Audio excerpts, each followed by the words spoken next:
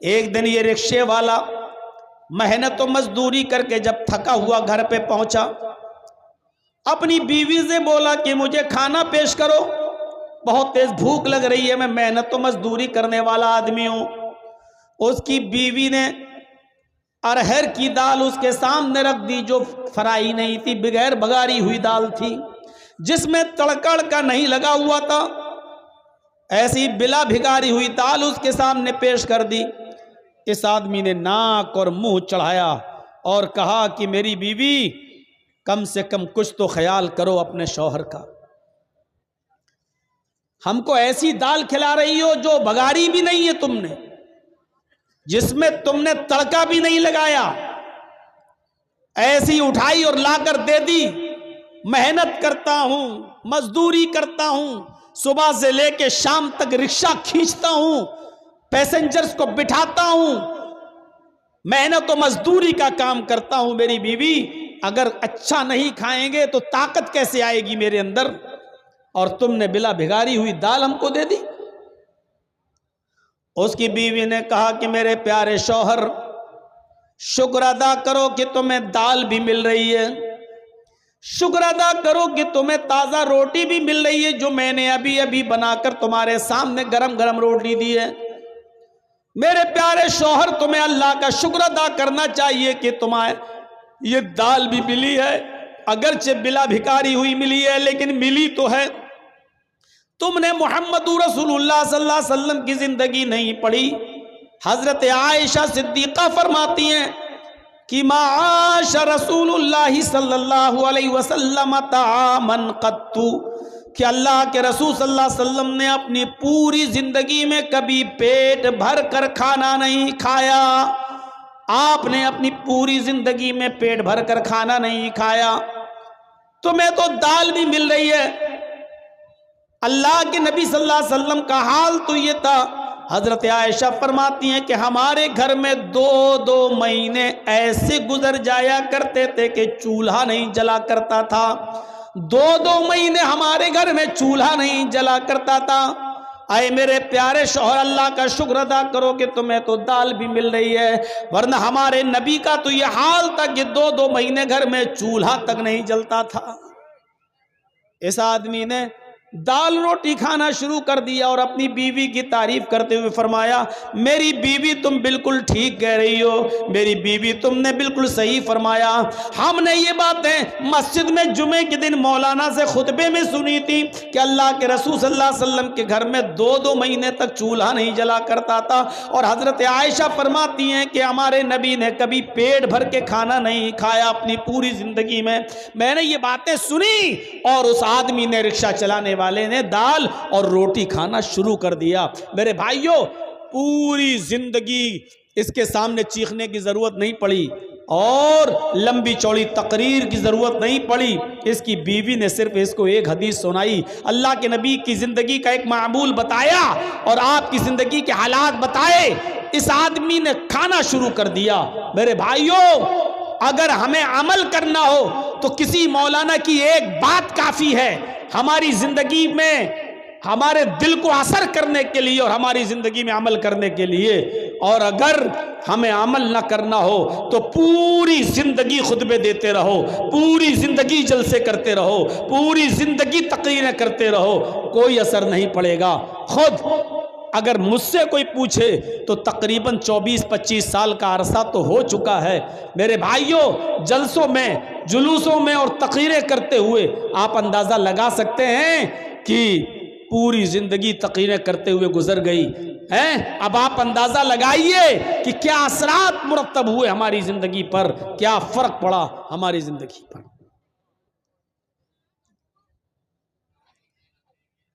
ابو الحاکم حمید الدین قریشی کا نام سنا ہوگا۔ ابو الحاکم حمید الدین، جس کے باپ کا نام تھا بہاؤالدین قریشی، کیچ اور مروان کا حکمراں تھا، کیچ اور مروان کا حاکم گزرا، بادشاہ تھا، حاکم وقت تھا، اور 21 سال تک اس نے بڑی شاندار حکومت چلائی۔ अपने बाप बहाउद्दीन के मरने के बाद अबुल हाकिम हमीदुद्दीन को जब हाकिम बनाया गया तो 21 साल तक हुकूमत चलाई। बीचों बीच शहर में, कीज में या मरवान में इसका एक आलीशान बाग था, गार्डन। उस बाग के अंदर ये कभी कभी चहल कदमी के लिए जाया करता था अबुल हाकिम हमीदुद्दीन, और वहां थोड़ी देर आराम किया करता था। उस बाग की देखरेख के लिए उसने एक लौंडी, एक खादिमा को रख लिया था। उस लौंडी का काम यह था कि बाग में पानी मारती और अपने हाकिम के लिए, अपने मालिक के लिए, अपने आका के लिए बिस्तर को बिछा देती थी ताकि वो आएंगे और यहां आराम करेंगे। एक दिन अबुल हाकिम हमीदुद्दीन बाग में गया। उसने देखा कि जिस बिस्तर पर मैं आराम करता हूं उस बिस्तर पर लौंडी सो रही है, मेरी खादिमा सो रही है। भाई उसने देखा लौंडी जो थी, उसकी खादिमा जो थी, उसने सोचा कि हम रोजाना इसका बिस्तर बिछाते हैं, नरम गरम बिस्तर, फूल भी उस पर डालते हैं, देखें इस नरम गरम बिस्तर पर थोड़ी देर लेट कर देखते हैं इन अमीरों का बिस्तर कैसा होता है, हाकिम वक्त का बिस्तर कैसा होता है, देखें उस पर लेटने में कैसा महसूस होता है। इस अबुल हाकिम ने हमीदुद्दीन के बिस्तर पर ये थोड़ी देर के लिए लेट गई, ये सोचकर कि देखें बिस्तर कैसा होता है। जैसी वो लेटी और उसको नींद आ गई। अबुल हाकिम हमीदुद्दीन के बिस्तर पर जब ये लौंडी लेटती है तो उसको नींद आ गई, और जैसी नींद आई हमीदुद्दीन वहां पहुंच जाता है। उसने देखा कि मेरे बिस्तर पर ये लौंडी लेटी हुई है। उसने चाबुक उठाया, उसने कोड़ा निकाला और उसने एक कोड़ा अपनी लौंडी को मार दिया। कोड़ा चमड़े का होता था, लकड़ी में, डंडे में, लाठी में चमड़े का चमड़ा लगा रहता था, और चमड़े का एक कोड़ा बड़ी तेज लगता है। उसने उसकी पीठ पर मारा। उस लौंडी ने उस चमड़े के कोड़े की तकलीफ महसूस की और उठ जाती है। उड़ती और सीधे अपने कपड़ों को समेटती और सीधे खड़ी हो जाती है और कहती है, सॉरी, मुझे माफ कर दीजिए, मैं इस बिस्तर पर सोना नहीं चाहती थी, मैं तो सिर्फ लेट कर देखना चाहती थी कि देखें इस बिस्तर पर कैसा लगता है। जिस बिस्तर पे आप रोजाना आराम करते हैं, मैं ये देखना चाहती थी कि इस बिस्तर पर लेटने में कैसा महसूस होता है। मैं जैसे ही लेटी मुझे नींद आ गई, मुझे माफ कर दो। अबुल हाकिम ने कहा हमीदुद्दीन ने, नहीं, सजा मिलेगी। तेरी हिम्मत कैसे हुई इस बिस्तर पर लेटने की? अपने आका के, अपने मालिक के बिस्तर पर एक मामूली और 2 कौड़ी की लड़की, तू लेटेगी इस पर? उसने उस लड़की को, उस लौंडी को खड़ा कर दिया। एक कोड़ा तो मार चुका था उसने, एक एक करके 9 कोड़े और मारे। दूसरा कोड़ा मारा, उस लौंडी की खाल छिल गई। तीसरा कोड़ा मारा, खाल और फट गई। चौथा कोड़ा मारा, पूरी चमड़ी लाल पड़ गई। 5वां कोड़ा मारा, खून गिरने लगा। 6ठा और 7वां कोड़ा भी मारा, खून के कतरे अब जमीन के ऊपर गिरने लगे और उस लौंडी के कपड़े लाल होने लगे। लेकिन उस लौंडी ने हिम्मत बांध ली। ये एक एक कोड़ा मारता जाता और वो मुस्कुराती जाती। इसने एक और कोड़ा मारा, वो और तेज मुस्कुराई। इसने एक और कोड़ा मारा तो वो और तेज मुस्कुराई। जब ये 10 कोड़े मार चुका तो कहने लगा, ए लौंडी, मैं तुझे सजा देने के लिए मार रहा हूं, तुझे तकलीफ देने के लिए तुझ पर चोट कर रहा हूं, और कोड़े पे कोड़ा बरसा रहा हूं और तू है हंस रही है। क्या बात है, तुझे तकलीफ नहीं हो रही है? उस लौंडी ने जवाब दिया, उस लौंडी ने जवाब दिया कि मुझे तकलीफ तो बहुत हो रही है, हर कोड़े की तकलीफ मुझे हो रही है, हर कोड़े की तकलीफ मुझे हो रही है, लेकिन मैं मुस्कुरा रही हूं। अबुल हाकिम हमीदुद्दीन ने पूछा, तुम क्यों मुस्कुरा रही हो? उसने कहा, मैं इसलिए मुस्कुरा रही हूं कि कुछ सोच रही हूं। हमीदुद्दीन ने पूछा, क्या सोच रही है? میں تکلیف دینے کے لیے مار رہا ہوں اور تو مسکرا رہی ہے اور کہہ رہی ہے تکلیف ہو رہی ہے پھر بھی مسکرا رہی ہے. کہاں؟ دیکھ یہ خون کے قطرے دیکھ, یہ زمین پر ٹپکنے والا لہو دیکھ, میری پیٹھ جو چھل چکی ہے کھال پھٹ گئی دیکھ. تکلیف نہیں ہو رہی تو یہ سب کیسے ہوا؟ لیکن اس کے باوجود میں کچھ اور سوچ کے ہنس رہی ہوں. ابو الحاکم حمید الدین نے پوچھا وہی تو میں سننا چاہتا ہوں, کیا سوچ کے ہنس رہی ہے؟ اس نے کہا میں یہ سوچ کر ہنس رہی ہوں کہ تھوڑی دیر تیرے بستر پر لیٹ گئی تو تیری عدالت میں مجھے یہ سزا ملی, تھوڑی دیر میں تیرے بستر پر سو گئی, تھوڑی دیر میں نے آرام کر لیا تو تیری عدالت میں مجھے یہ سزا ملی. میں تیرے بارے میں سوچ رہی ہوں کہ تو پوری زندگی عیش و آرام میں رہا ہے, تو پوری زندگی آرام سے سوتا ہے, تجھے تو کبھی تکلیف ہی نہیں ہوتی. جب تھوڑی دیر سونے میں تیری عدالت میں یہ تکلیف ہے, جب تھوڑی دیر آرام کرنے کی اور آرام سے سونے کی تیری عدالت میں یہ سزا ہے, تو اللہ کی عدالت میں اس آدمی کی سزا کیا ہوگی جو پوری زندگی عیش و آرام میں سوتا ہے, جس کو کبھی کوئی تکلیف نہیں پہنچتی, اس کی سزا اللہ کی عدالت میں کیا ہوگی؟ میں تیرے بارے میں سوچ رہی ہوں کہ اللہ کی عدالت میں تیری سزا کیا ہوگی. حمید الدین ابو الحاکم نے کوڑا زمین پر پھینکا, اس لونڈی سے کہا جا میں نے تجھے آزاد کر دیا, جا آج کے بعد تو میری غلامی سے میری لونڈیت سے نکل گئی, میں نے تجھے آزاد کر دیا, جا تجھے جہاں جانا ہو, آج کے بعد تو میری لونڈی نہیں. اور اس کے بعد میں حکومت چھوڑی, حکمرانی کو خیر آباد کہہ دیا, استعفیٰ دے دیا اور علماء کی صحبت میں چلا گیا. بہت بڑا داعی بن گیا, بہت بڑا مبلغ بن گیا, لوگوں کو دعوت و تبلیغ کا فریضہ انجام دینے لگا, لوگوں کو اللہ اور اس کے رسول کی باتیں بتانے لگا. اور ابو الحاکم حمید الدین کا انتقال جب ہوا تو وہ غمنامی کی موت مرا. آج تک پتہ نہیں چلا کہ ابو الحاکم کو حمید الدین کو دفن کہاں کیا گیا. پھر اس نے شہرت چھوڑ دی, نام کے لیے جینا چھوڑ دیا اور دعوت و تبلیغ کا فریضہ انجام دینا شروع کر دیا, اور پوری زندگی پھر گمنامی کی زندگی جیا. اس پورے واقعے کو بتانے کا مقصد میرا صرف یہ ہے کہ کوئی لمبی چوڑی تقریر نہیں ہوئی تھی, بہت زیادہ اس کے سامنے باتیں نہیں رکھی گئی تھیں, صرف اس لونڈی نے اتنا کہا تھا کہ اگر تھوڑی دیر آرام کرنے کی سزا تیری عدالت میں میری یہ ہے تو تیری سزا اللہ کی عدالت میں کیا ہوگی جو پوری زندگی عیش و آرام کے ساتھ رہا.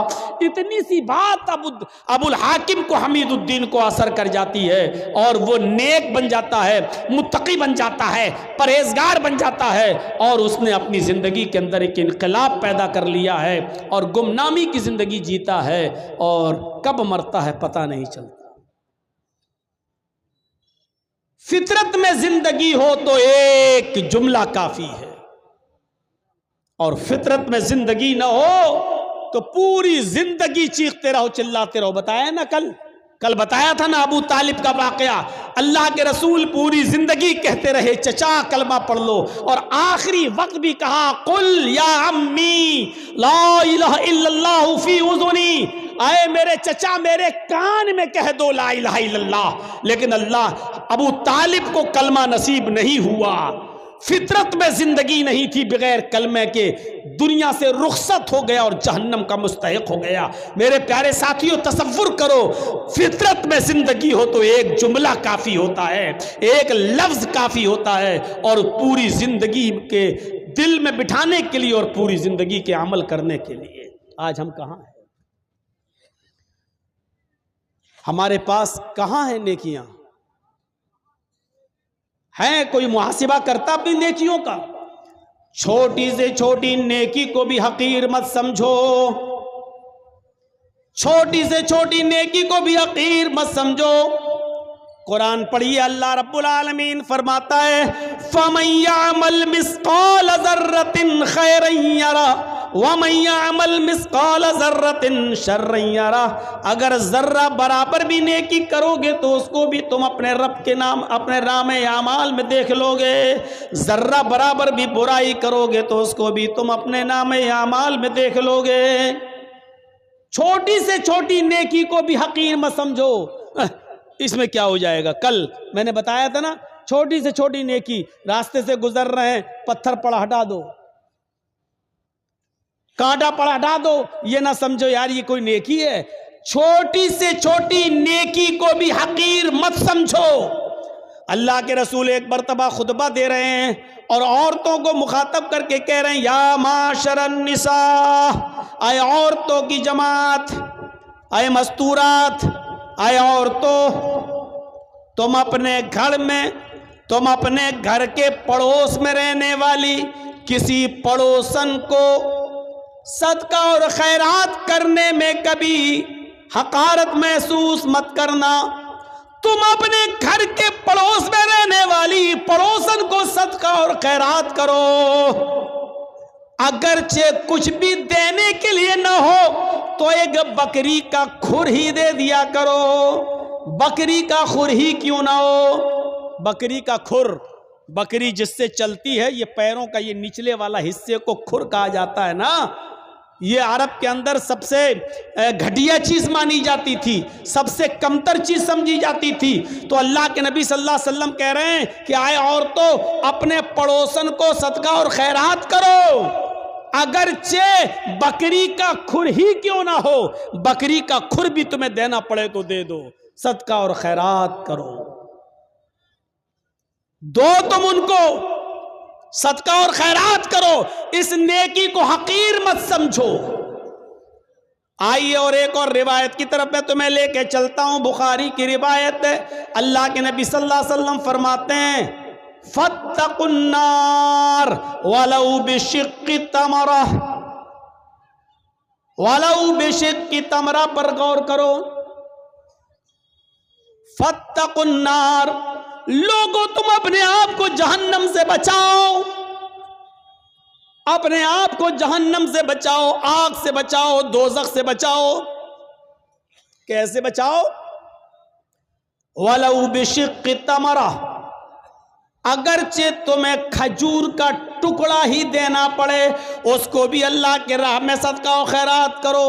کھجور تو بڑا ہو گیا، یہ کھجور ہے، یہ کھجور نہیں ہے تمہارے پاس، آدھا کھجور ہے یا اس کا ایک ٹکڑا ہے تمہارے پاس، چوتھائی حصہ، 1/4 ڈیٹ، 1/4 کھجور، ایک کھجور کا بھی چوتھائی حصہ ہے آپ کے پاس۔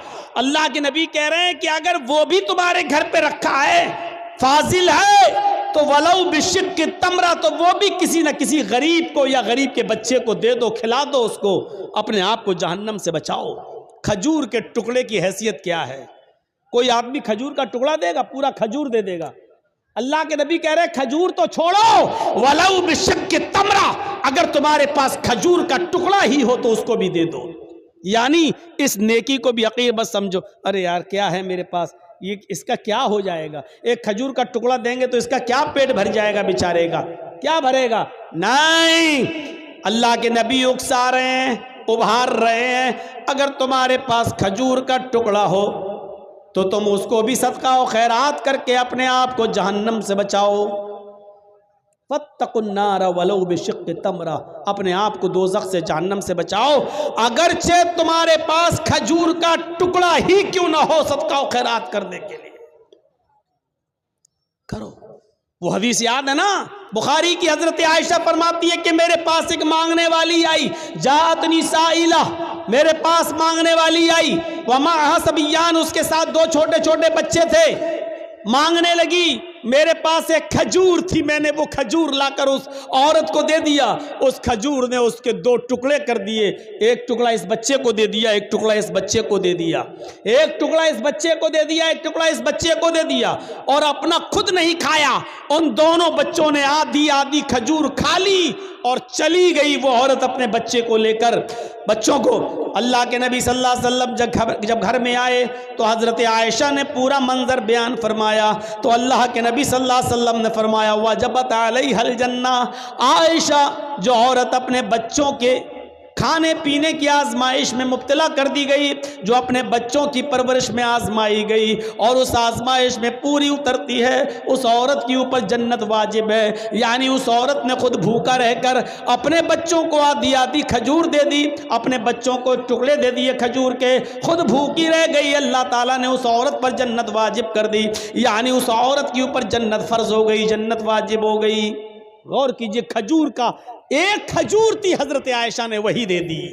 اب آپ کہو گے ایک کھجور میں کیا ہوتا ہے، نہ عورت کا پیٹ بھرا نہ بچوں کا، لیکن حضرت عائشہ نے ایک کھجور تھی وہی دے دی۔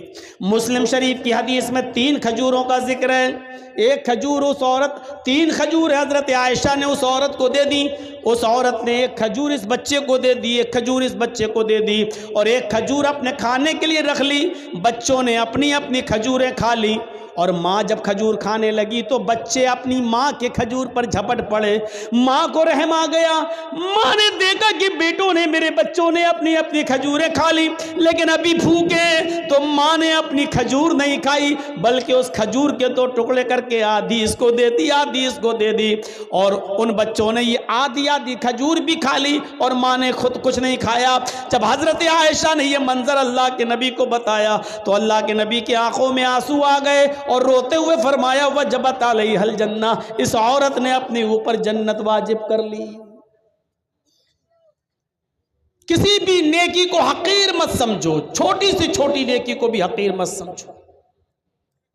حضرت ابو بکر صدیق کے دور خلافت میں قحط پڑ گیا، قحط مطلب سوکھا، لوگوں کے پاس کھانے پینے کے لیے اناج نہیں ہے، غلہ نہیں ہے، سوکھا پڑ گیا، ابو بکر کا زمانہ ہے۔ حضرت عثمان غنی رضی اللہ تعالیٰ عنہ کے پاس ملک شام سے غلہ لدا ہوا، اونٹ آئے تھے جس پر غلہ لدا ہوا تھا، اور اونٹ کتنے تھے؟ 1000 اونٹ، 100 نہیں، 10 20 نہیں، 100 200 نہیں، 1000 اونٹ تھا جس پر اناج لدا ہوا تھا، غلہ لدا ہوا تھا۔ جب مدینے کے تاجروں کو پتہ چلا کہ اب عثمان غنی کے پاس 1000 اونٹ ہے غلے سے لدے ہوئے، تو ان کے پاس آئے اور کہنے لگے آئے عثمان، کیا ان غلے کو بیچو گے؟ حضرت عثمان نے کہا مجھے پروفٹ کیا دو گے، نفع کیا دو گے؟ فرمایا آپ کے 10 روپے کا مال ہم 12 روپے میں لینے کے لیے تیار ہیں، 10 درہم کا مال 12 درہم میں لینے کے لیے تیار ہیں۔ حضرت عثمان نے فرمایا پھر چھوڑو، مجھے اس سے بھی زیادہ پروفٹ مل رہی ہے۔ کہا کہ اچھا 13 لے لو، آپ کا ہر 10 درہم کے مال پر 13 درہم ہم سے لے لو، ہم اس کو بیچیں گے جتنا چاہیں گے، قحط پڑا ہوا ہے، سوکھا پڑا ہوا ہے، ہمارا مال تو بکی جائے گا، آپ 10 کے درہم پر 13 درہم لے لو۔ حضرت عثمان کہتے ہیں مجھے اس سے بھی زیادہ مل رہا ہے، اور لاسٹ میں بولی لگتی ہے آئے عثمان ہم 10 کا مال 15 درہم میں لینے کے لیے تیار ہیں۔ حضرت عثمان کہتے رہنے دو، 10 درہم پر تم 15 درہم دو گے، لیکن مجھے اس سے بھی زیادہ پروفٹ مل رہی ہے۔ تب تمام لوگ اٹھ گئے، جتنے بھی بزنس مین تھے وہ اٹھ گئے اور کہنے لگے عثمان اگر اس سے زیادہ تمہیں مل رہا ہے تو اسی کو دے دو، ہم لوگ چل رہے ہیں، ہم لوگ جا رہے ہیں۔ جب وہ جانے لگے جتنے بزنس مین تھے تو پلٹ کر کہنے لگے عثمان ہم جا تو رہے ہیں، ہمیں اب نہیں چاہیے، 10 کا مال ہم 15 میں لینے کے لیے تیار ہیں، اس سے زیادہ ہم نہیں دے سکتے، اور آپ کہہ رہے ہیں اس سے بھی زیادہ ہمیں مل رہا ہے۔ مدینے کے سارے بزنس مین یہاں موجود ہیں، میری نظر میں اب کوئی باقی نہیں ہے، جو جتنا بڑا بزنس مین ہے وہ یہاں موجود ہے، اور ہم سب لوگ یہاں ہیں۔ پھر مجھے اتنا تو بتا دو کہ 10 کا مال 15 میں لینے کے لیے ہم لوگ تیار ہیں، اس سے زیادہ تمہیں کون دے رہا ہے؟ سارے بزنس مین تو یہاں موجود ہیں، پھر تمہیں 10 کا مال 15 سے زیادہ لینے میں کون تیار ہے تمہارا؟ حضرت عثمان مسکراتے ہوئے جواب دیتے ہیں کہ اللہ، میرا اللہ مجھے اس سے بھی زیادہ پروفٹ دے رہا ہے، تم میرے 10 درہم کے مال کو 15 میں خریدو گے، اور میرا اللہ एक दिरहम का माल 10 दिरहम में ले रहा है, तुम 10 का 15 दोगे, और मेरा रब 10 का 100 दे रहा है, 1 का 10 दे रहा है। तुम 10 दिरहम का माल 15 दिरहम में ले रहे हो, और मेरा रब 10 दिरहम का माल 100 दिरहम में ले रहा है। यानी हम ये सारा का सारा माल 1000 गल्ले से लदे हुए उन ऊंटों पर, जो माल लदा हुआ, गल्ला लदा हुआ इन ऊंटों पर, हम ये सारा का सारा सदका करेंगे, खैरात करेंगे, अल्लाह की राह में खर्च कर देंगे, गरीबों और मिस्कीनों तक पहुंचाएंगे, और मेरा रब 1 दिरहम का माल का सवाब मुझे 10 गुना देगा, 10 गुना देगा। यानी 10 दिरहम का सवाब हमें 100 दिरहम के बराबर देगा। 1000 गल्ले से लदे हुए ऊंटों के सदके का सवाब 10 गुना बढ़ाकर, आप गौर करो, 1000 का 10 गुना बढ़ा दो तो 10,000 गल्ले से लदे हुए ऊंटों का सदका करने का सवाब हमें मिलेगा। इसलिए आप जाइए, हमें आपको माल नहीं बेचना है। मैंने कहा छोटी से छोटी नेकी को भी हकीर मत समझो। देखो हजरत उस्मान गनी को 10 का 15 मिल रहा था, लेकिन इसके बावजूद गरीबों में और मिस्कीनों में सारा का सारा माल लुटा दिया, खर्च कर दिया, फी सबीलिल्लाह दे दिया।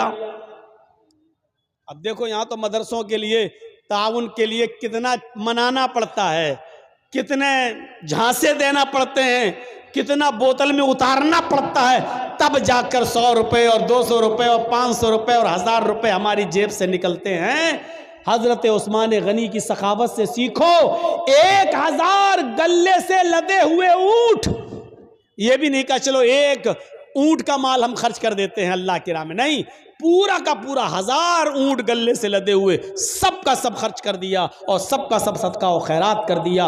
ये जज्बा था, ये जज्बा था हजरत उस्मान गनी का।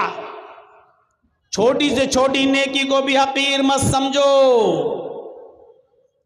हजरत अबू बकर सिद्दीक के दौरे खिलाफत में, हजरत अबू बकर सिद्दीक के दौरे खिलाफत में हजरत उमर का मामूल ये था कि रात में उठते, सुनिए, रात में उठते और तहज्जुद की नमाज पढ़ने के बाद फजर की नमाज से पहले, फजर की नमाज से पहले तहज्जुद की नमाज पढ़ने के बाद वो रात में निकल जाते और एक बूढ़ी औरत के घर पे जाते, उसके बर्तन साफ कर देते, उसके कपड़े धुल देते और उसके घर में झाड़ू लगा दिया करते थे।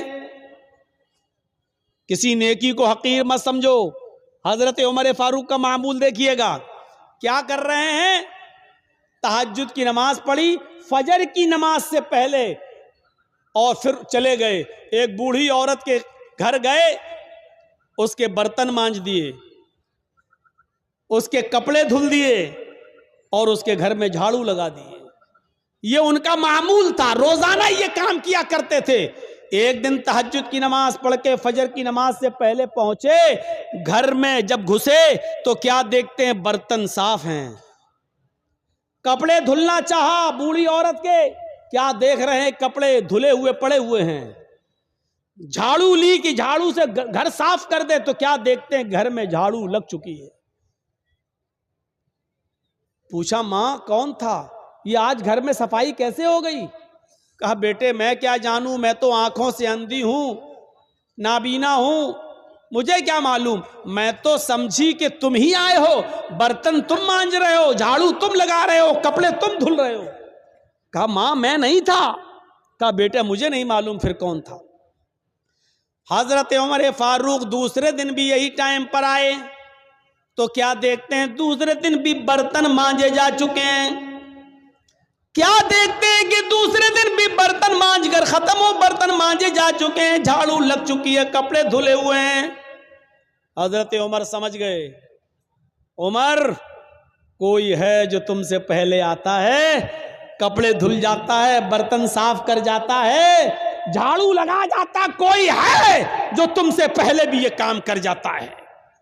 पता लगाना चाहिए कि कौन है। अब हजरत उमर जासूसी करने लगे, चुपके से देखें कि कौन है।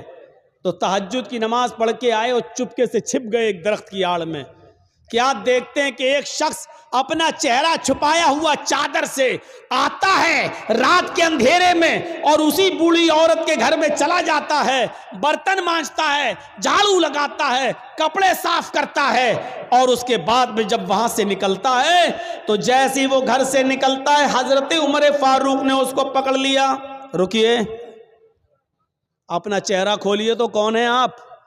یہ میرا کام آپ کیسے کر رہے ہیں؟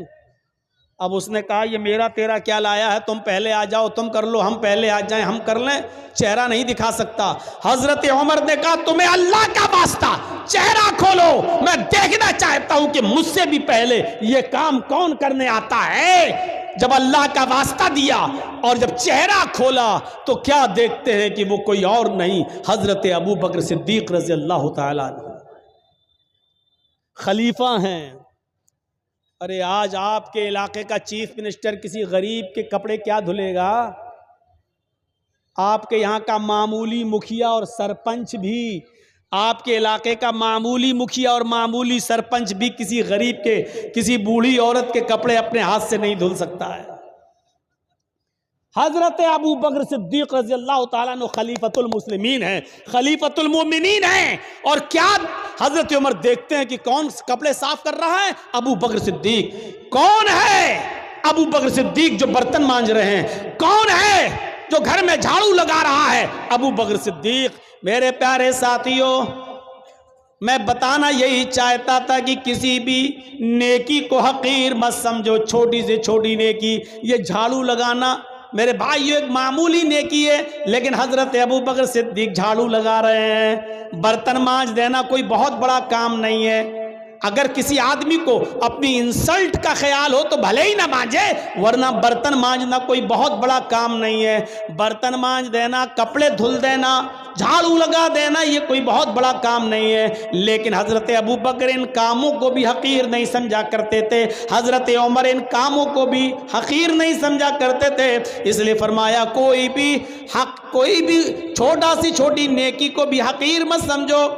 کھجور نہ ہو، کھجور کا ٹکڑا ہی صدقہ و خیرات کرو۔ میرے پیارے ساتھیوں، ان چیزوں کو اپنے ذہن میں رکھیے،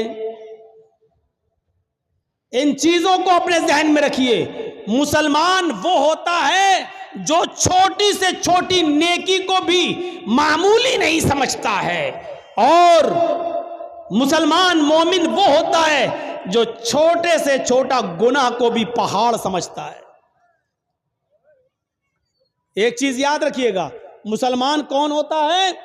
جو چھوٹی سی چھوٹی نیکی کو بھی حقیر نہ سمجھے۔ مسلمان کون ہوتا ہے؟ جو چھوٹے سے چھوٹے گناہ کو پہاڑ کے برابر سمجھے، بہت بڑا سمجھے۔ اور منافق کون ہوتا ہے؟ جو بڑے سے بڑے گناہ کو بھی معمولی سمجھے۔ منافق کون ہوتا ہے؟ جو بڑے سے بڑے گناہ کو بھی یہ سمجھے کہ ناک پر مکھی بیٹھی تھی، ایسے اڑایا اور اڑ گئی، یعنی بڑے سے بڑے گناہ کو بھی وہ سمجھتا ہے جیسے ناک پر بیٹھی ہوئی مکھی کو اڑا دیا۔ یہ منافق ہوتا ہے، منافق۔ اندازہ لگا رہے ہیں آپ؟ مسلمان کبھی چھوٹی سے چھوٹی نیکی کو بھی حقیر نہیں سمجھتا، اور کوئی چھوٹے سے چھوٹے گناہ کو بھی معمولی نہیں سمجھتا بلکہ بہت بڑا گناہ سمجھتا ہے۔ صحابہ کرام فرماتے ہیں، اے لوگو جن گناہوں کو تم معمولی سمجھ کر جاتے ہو، ہم اللہ کے نبی کے زمانے میں، ہم رسول اللہ صلی اللہ علیہ وسلم کے زمانے میں، ہم چھوٹے سے چھوٹے اور معمولی سے معمولی گناہ کو بھی پہاڑ کے برابر سمجھا کرتے تھے، پہاڑ کے برابر جانا کرتے تھے۔ ہم نبی اکرم صلی اللہ علیہ وسلم کے زمانے میں معمولی سے معمولی گناہ کو بھی پہاڑ کے برابر سمجھا کرتے تھے۔ اور مسلمان کی پہچان یہ ہے کہ اس کے سامنے ایک راستہ مصیبت کا ہو اور دوسرا راستہ معصیت، گناہ اور نافرمانی کا ہو۔ ایک راستہ تو ہو مصیبت کا، پریشانی کا، اور دوسرا راستہ ہو گناہ کا، تو مسلمان وہ ہوتا ہے جو مصیبت کے راستے کو اختیار کر لیتا ہے لیکن گناہ کے راستے کو اختیار نہیں کرتا۔ اب میں مثال دوں گا، ذرا سنیے گا میرے پیارے ساتھیوں۔ مسلمان وہ ہوتا ہے جس کے سامنے اگر دو راستے آ جائیں، ایک طرف پریشانی کا راستہ، مصیبت کا راستہ، اور دوسری طرف گناہ کا راستہ۔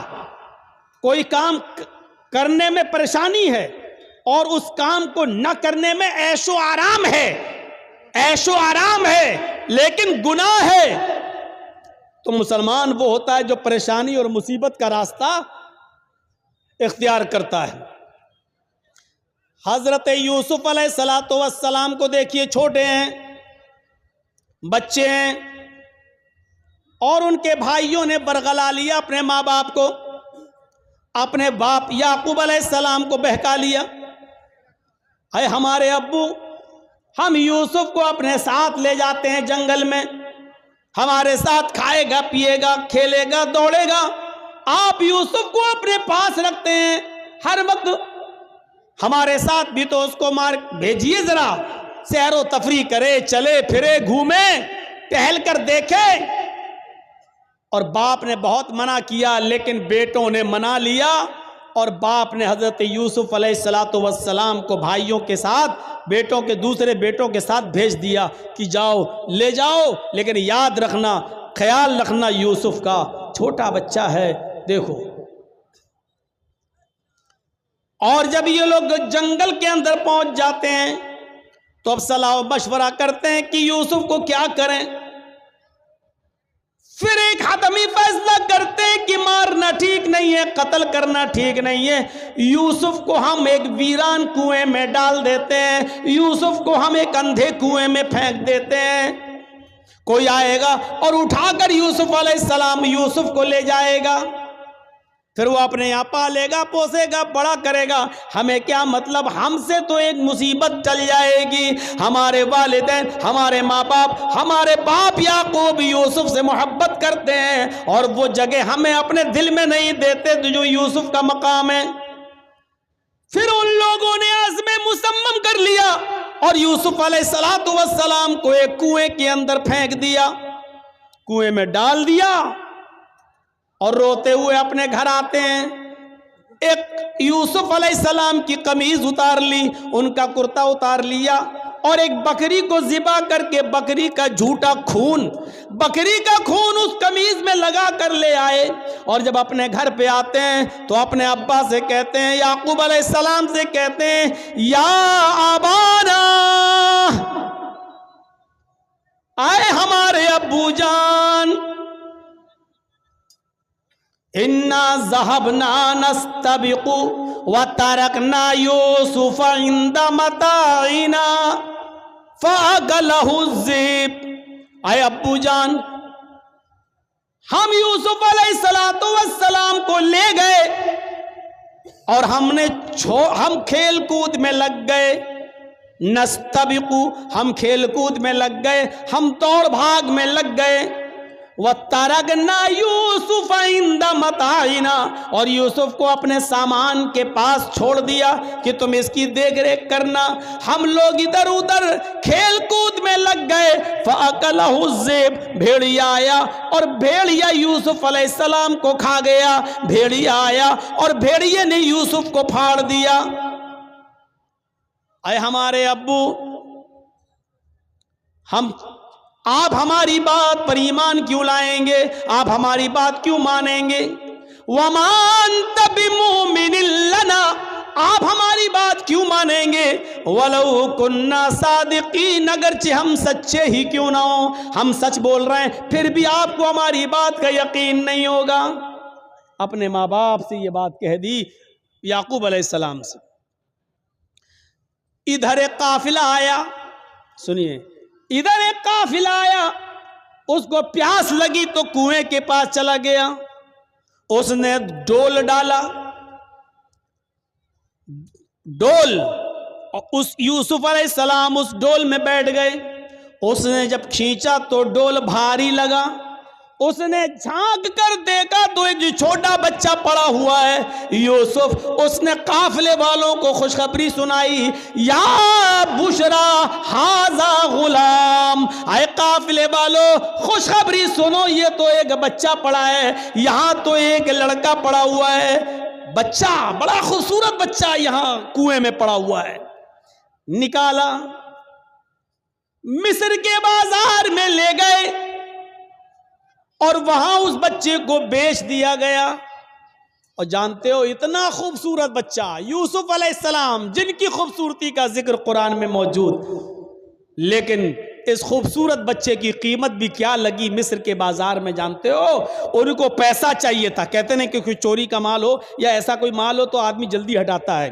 کبھی کبھی 20,000 کا موبائل 2,000 میں دے کے چلا جاتا ہے کہ جلدی ہٹے، جلدی سے نکلے اور پکڑا جائے تو دوسرا پکڑا جائے، ہم نہ پکڑے جائیں.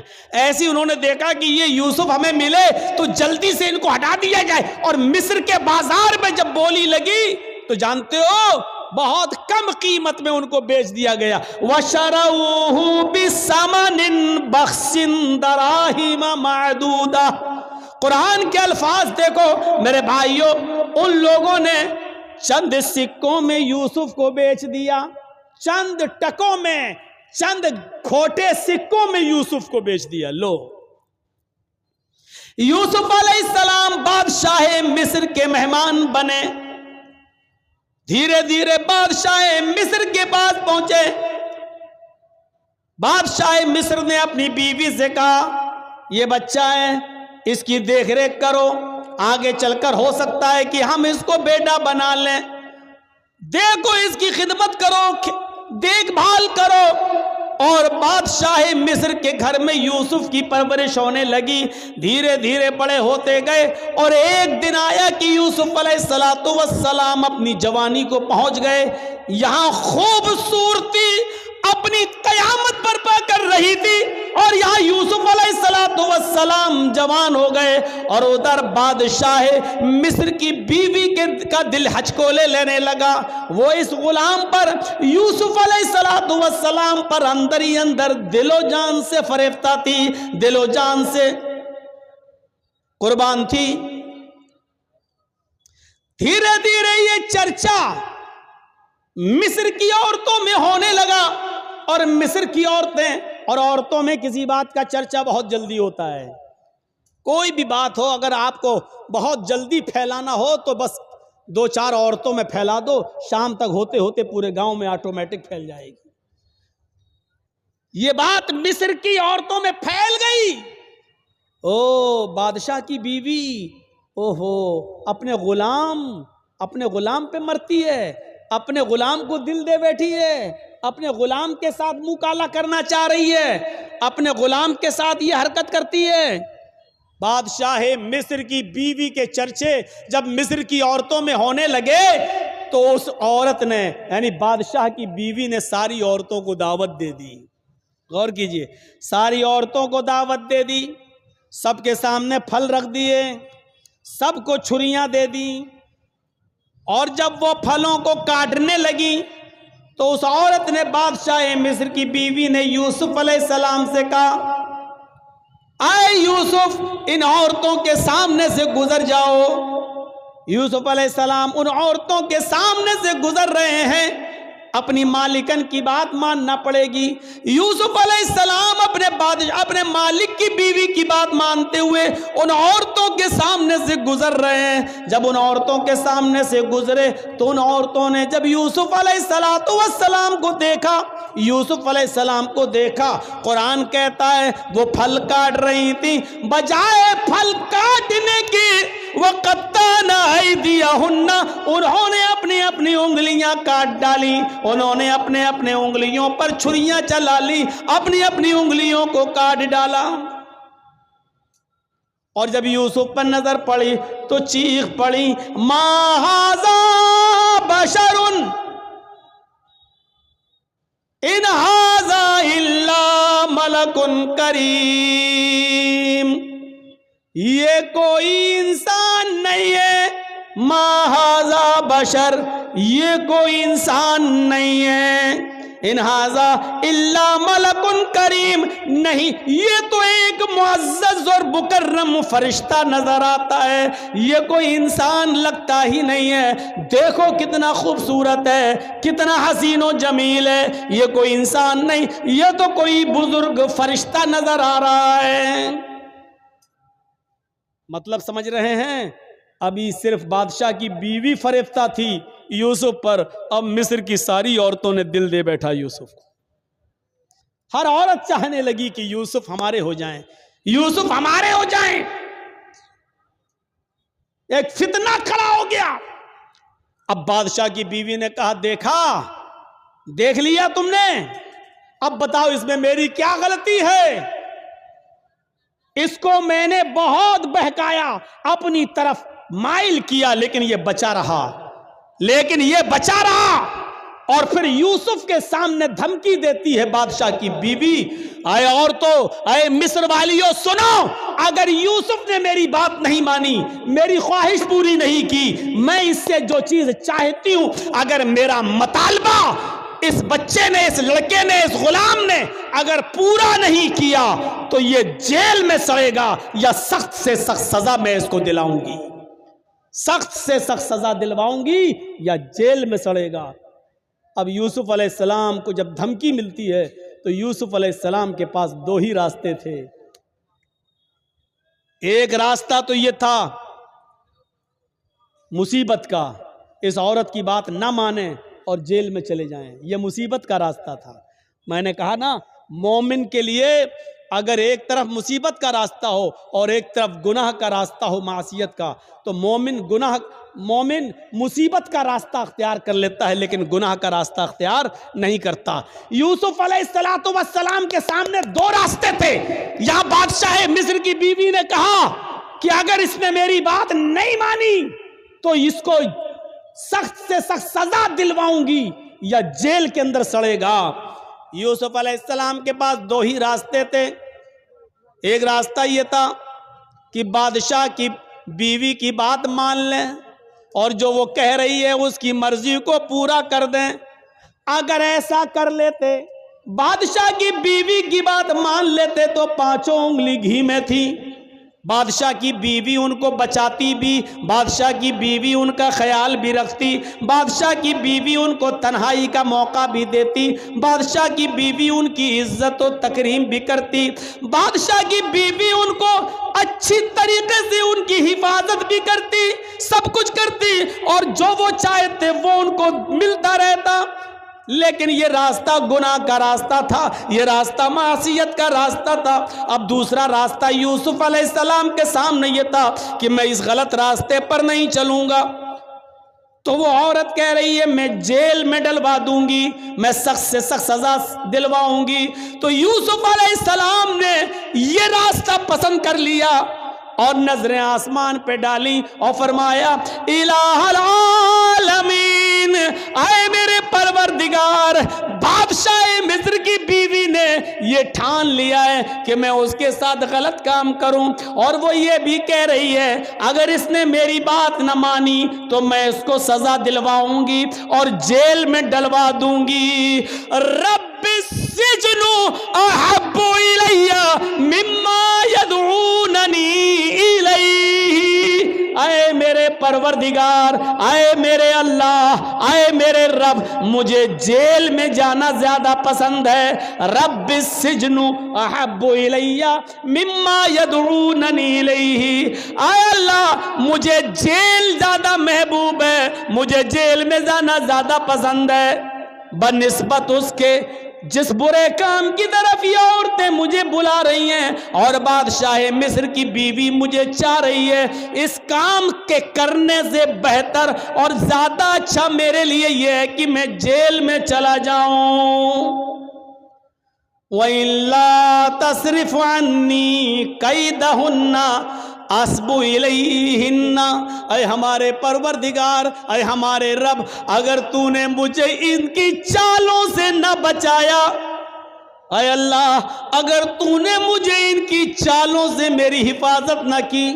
یہ عورت کی چالیں کتنی خطرناک ہوتی ہیں، آپ کو اپنے گھر میں پیار و محبت کے جال میں پھنسا کر بلا بھی لیں گی اور آپ کو پھنسوا بھی دیں گی، آپ کو پھنسوا بھی دیں گی۔ تو اسی لیے یوسف علیہ السلام کیا کہہ رہے ہیں، وَإِلَّا تَصْرِفْ عَنِّي كَيْدَهُنَّ، اے اللہ مجھے جیل جانا زیادہ محبوب ہے، زیادہ پسند ہے۔ बनिस्बत उसके जिस बुरे काम की तरफ ये मुझे बुला रही हैं, आए अल्लाह अगर तूने मुझे इनकी चालों से महफूज न किया, अगर तूने मुझे इनकी चालों से न बचाया, अस्बु इलैहिन्ना, तो मैं भी इनकी तरफ झुक जाऊंगा, मैं भी इनकी तरफ माइल हो जाऊंगा, मैं भी इनके साथ गलत काम कर बैठूंगा, वाकुम मिनल जाहिलीन, और मैं जाहिलों में नादानों में से हो जाऊंगा। ऐ अल्लाह मैं जाहिलों और नादानों में से हो जाऊंगा, इसलिए अल्लाह मुझे इनके शर्र फितन से और इनकी चालों से तू मेरी हिफाजत फरमा।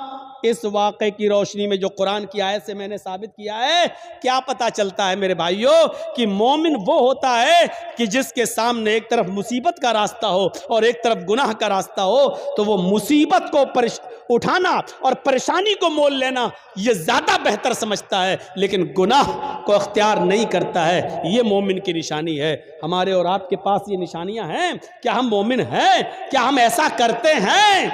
इसलिए याद रखिए मेरे साथियों, गुनाहों की दलदल से बचिए, गुनाहों की दलदल से बचिए और अल्लाह रब्बुल आलमीन को पुकारते रहिए, अपने गुनाहों की तौबा और माफी मांगते रहिए कि अल्लाह रब्बुल आलमीन फरमाता है, कुल या इबादियल्लज़ीना असरफू अला अनफुसिहिम ला तक़नतू मिर रहमतिल्लाह। ऐ मोहम्मद सल्लल्लाहु अलैहि वसल्लम मेरे बंदों से कह दो, या इबादियल्लज़ीना असरफू अला अनफुसिहिम, ऐ अल्लाह के बंदो, अगर तुमने गुनाह कर करके, अगर तुमने जुल्म कर करके, अगर तुमने अय्यारियों मक्कारियां कर करके गुनाह कर डाले और जमीन व आसमान भी भर लिए, अपनी जानों पर तुमने जुल्म किया, अपनी जानों पर तुमने जुल्म किया है और तुम हद से आगे बढ़ चुके हो, ला तक़नतू मिर रहमतिल्लाह, कह दो आय अल्लाह के बंदो, अल्लाह की रहमत से ना उम्मीद मत हो जाओ, अल्लाह की रहमत से ना उम्मीद मत हो। अल्लाह रब्बुल आलमीन तुम्हारे गुनाहों को अब भी माफ कर देगा, बशर्त ये कि तुम सच्चे दिल से तौबा करो, इस्तिग़फ़ार करो। मेरे भाइयों याद रखिएगा, मैंने खुतबा मसनूना के बाद जो आयत पढ़ी है वो इसी से मुताल्लिक़ है, तौबा और इस्तिग़फ़ार से। या अय्युहल्लज़ीना आमनू तूबू इलल्लाहि तौबतन नसूहा असा रब्बुकुम अन युकफ्फिरा अन्कुम सय्यातिकुम व युदखिलकुम जन्नातिन तजरी मिन तहतिहल अनहार। अल्लाह रब्बुल आलमीन क्या फरमा रहा है? आए मुसलमानों, आए ईमानों वालों, तुम अल्लाह से खालिस और सच्ची तौबा करो, तूबू इलल्लाहि तौबतन नसूहा। आए ईमानों वालों, तुम अल्लाह से खालिस और सच्ची तौबा करो। खालिस और सच्ची तौबा क्या होती है? तौबतन नसूहा क्या होती है? तौबा के मफहूम में ये दो चीज़ें शामिल, तीन चीज़ें शामिल हैं। अगर कोई आदमी अल्लाह से तौबा करता है और ये तीन चीज़ें उसकी तौबा में शामिल नहीं है तो वो तौबा नहीं है। कोई गुनाह हो गया, अल्लाह तौबा तौबा तौबा तौबा तौबा, ये तौबा नहीं है। बहुत से लोगों को आपने देखा होगा, कोई गुनाह कर बैठे, तौबा तौबा तौबा, ये तौबा नहीं है। तौबतन नसूहा में तीन चीजें शामिल हैं। पहली चीज ये है कि अगर हमसे कोई गुनाह हो रहा है या हो गया तो हमें उस पर नदामत हो, ओह ये हम क्या कर बैठे। पहली चीज, कोई गलती हमसे हो जाए, कोई गुनाह जब हो जाए तो उस पर पहली चीज क्या? नादिम होना, शर्मिंदा होना, ओह ये हमसे क्या हो गया, अल्लाह ये हमसे क्या हो गया, पहली चीज। और दूसरी चीज, जो गुनाह हम कर रहे हैं उसी वक्त उसको छोड़ दें। मान लीजिए शराब पी रहे हैं, 2 ही घूंट पिए थे, हरा ये मुझसे क्या हो गया, तौबा तौबा अस्तगफिरुल्लाह, ये क्या हो गया, ये तो हराम चीज है। पहली चीज शर्मिंदगी, और दूसरी अब ना पिए, फौरन छोड़ दें, दूर कर दें, तर्के गुनाह फौरन उसी वक्त। और तीसरी चीज इसमें क्या शामिल है? आय अल्लाह बहुत बड़ा जुर्म हो गया, आय अल्लाह मैं वादा करता हूं कि आइंदा कभी शराब को हाथ नहीं लगाऊंगा, आइंदा कभी मैं इस गुनाह को नहीं करूंगा। ये 3 चीजें समझ लिया ना? پہلی چیز شرمندگی ہو، اللہ یہ مجھ سے کیا ہو گیا۔ دوسری چیز اس غلطی کو، اس گناہ کو فوراً چھوڑ دو، اگر کر رہے ہو تو اسی وقت ترک کر دو، اب نہ کرو، اسی وقت چھوڑ دو۔ اور تیسری چیز آئندہ مستقبل میں، فیوچر میں پھر کبھی وہ غلطی نہ کرنے کا عزم اور ارادہ بھی پکا ہو کہ اب آئندہ ہم یہ گناہ نہیں کریں گے۔ یہ تین چیزیں جب تک ہماری توبہ میں شامل نہیں ہوں گی میرے پیارے ساتھیوں، ہماری توبہ نہیں ہوگی۔ توبتاً، توبہ تو ہے لیکن توبتاً نصوحہ نہیں ہے۔ اللہ نے فرمایا یا ایھا الذین آمنوا توبوا الی اللہ توبۃ نصوحا، اے ایمانو والو تم اللہ سے توبہ کرو سچی اور خالص۔ جب تم سچی اور خالص توبہ کرو گے تو عسیٰ ربکم ان یکفر عنکم سیئاتکم، تو اللہ تمہارے گناہوں کو مٹا دے گا۔ عسیٰ ربکم ان یکفر عنکم سیئاتکم، تو اللہ تمہارے گناہوں کو مٹا دے گا۔ ویدخلکم جنات تجری من تحتہا الانہار، جب تم خالص اللہ سے سچی توبہ کرو گے تو اللہ تمہیں ایسی جنتوں میں داخل کر دے گا جس کے نیچے نہریں بہہ رہی ہوں گی، جس کے نیچے نہریں جاری ہوں گی۔ توبہ کون کرتا ہے؟ مسلمان۔ توبہ کون کرتا ہے؟ مومن۔ کیونکہ اللہ تبارک و تعالیٰ نے انسان کو دونوں صلاحیتیں دے کر بھیجا ہے۔ آج میں تمہیں ایک ایسی چیز بتلا رہا ہوں، اس کو اگر سمجھ لیا تو بہت کچھ سمجھ لو گے۔ اللہ نے انسان کو دونوں صلاحیتیں دے کر بھیجا ہے۔ اللہ نے انسان کو اچھے کام کرنے کی صلاحیت بھی دی ہے اور اللہ نے انسان کو برے کام کرنے کی صلاحیت بھی دی ہے۔ انسان کو اچھے کام کرنے کی طاقت بھی دی ہے اور برے کام کرنے کی بھی طاقت دی ہے۔ اللہ نے انسان کو نیکیاں کرنے کی بھی صلاحیت دی ہے اور گناہ کی بھی صلاحیت دی ہے۔ ہاں، اور گناہ کرنے کی صلاحیت دی ہے تو گناہوں سے بچنے کی بھی صلاحیت دی ہے۔ انسان نیکیاں کر سکتا ہے تو برائی بھی کر سکتا ہے، دونوں صلاحیتیں ہیں۔ انسان برائیاں کر سکتا ہے تو برائیوں سے بچا بھی سکتا ہے اپنے آپ کو۔ یہ دونوں صلاحیتیں دے کر اللہ تعالیٰ نے انسان کو بھیجا ہے۔